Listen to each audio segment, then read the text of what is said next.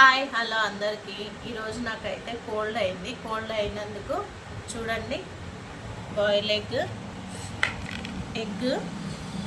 egg పలగొట్టి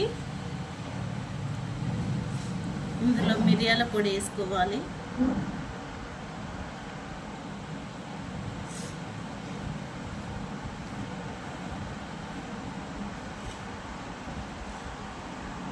మిరియాలు వేసుకొని cold ఉన్నప్పుడు బాయిల్ ఎగ్, మిరియాల పొడి వేసుకొని